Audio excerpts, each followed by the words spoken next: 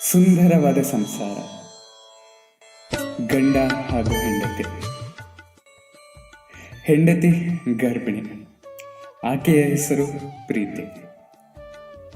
ಪ್ರೀತಿ ವೈದ್ಯರ ಬಳಿ ಹೋಗ್ತಾಳೆ. ಆಕೆ 3 ತಿಂಗಳ ಗರ್ಭಿಣಿಯಾಗಿರ್ತಾಳೆ. ಇವತ್ತಿನ ಕತೆ ಪ್ರೀತಿಯದು. ಸುತ್ತಮುತ್ತಲಲ್ಲಿ ನಡೆಯುವಂಥ ಕಥೆಗಳನ್ನು ನೀತಿಭರಿತವಾಗಿ ಹೇಳುವ ಬಾನುಲಿ, ವ್ಯರ್ಥವಾಗದ ಅರ್ಥ, ಅದುವೇ ಅವಿಭಾಜಿತ ಪಾಡ್ಕಾಸ್ಟ್. ನಾನು ಸಂಕೇತ್ ಭಟ್.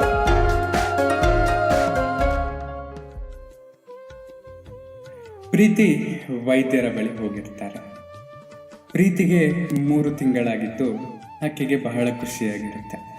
ಡಾಕ್ಟರ್ ಹತ್ರ ಹೋಗ್ಬಿಟ್ಟು ಅವಳ ಅಪಾಯಿಂಟ್ಮೆಂಟನ್ನು ತಗೊಂಡು ಒಳಗೆ ಹೋದಾಗ ಡಾಕ್ಟರ್ ಕೇಳ್ತಾರೆ, ಏನಮ್ಮ ನಿನ್ನ ಹೆಸರು ಅಂತ. ಆಕೆ ಪ್ರೀತಿ ಅಂತ ಹೇಳ್ತಾಳೆ.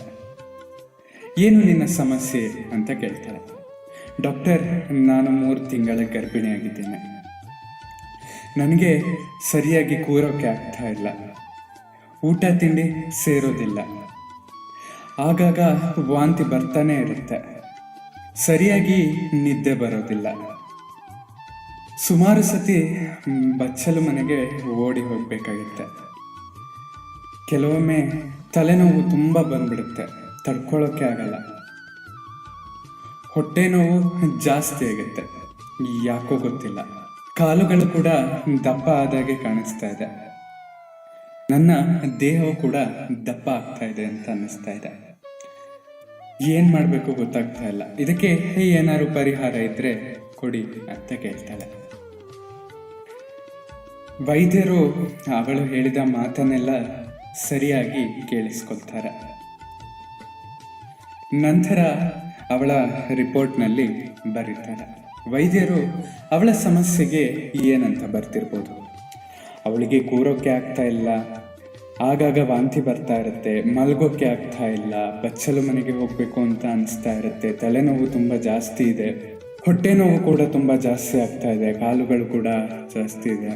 ಇಷ್ಟೆಲ್ಲ ಸಮಸ್ಯೆಗಳು ಇದೆ ಅಂತ ಅಂದರೆ ಆಕೆಗೆ ಏನಾದ್ರು ಔಷಧಿಯನ್ನು ಕೊಡಬೇಕು ಅಲ್ವಾ. ಆದರೆ ಅವನು ರಿಪೋರ್ಟಲ್ಲಿ ಬೇರೆದೇ ರೀತಿಯಾಗಿ ಬರೀತಾನೆ. ಏನಂತ ಬರ್ದಿರ್ತಾನೆ ಆ ರಿಪೋರ್ಟಿನಲ್ಲಿ ಅಂತ ಅಂದರೆ,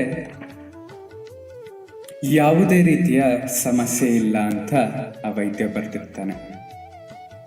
ವೈದ್ಯನಿಗೆ ಸರಿಯಾಗಿ ಗೊತ್ತಿರುತ್ತೆ ಇದೆಲ್ಲ ಸಮಸ್ಯೆಗಳು ಕೂಡ ಗರ್ಭಿಣಿ ಆದವಳಿಗೆ ಸಾಮಾನ್ಯವಾಗಿ ಬರುವಂಥದ್ದು. ಆಕೆ ಗರ್ಭಿಣಿಯಾಗಿ ಆರಾಮಾಗಿದ್ದಾಳೆ ಅಂತ.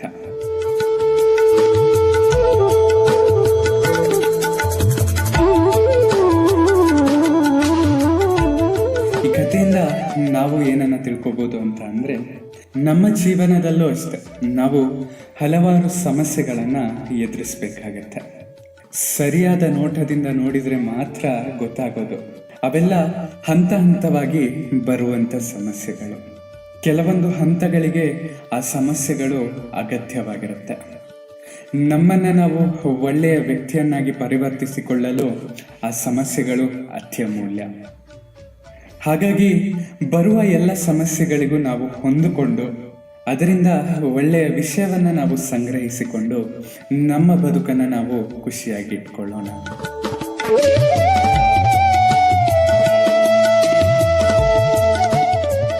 ನಿಮ್ಮ ಪ್ರೀತಿ ಪ್ರೋತ್ಸಾಹ ಸದಾ ಹೀಗೆ ನನ್ನ ಮೇಲೆ ಇರಲಿ.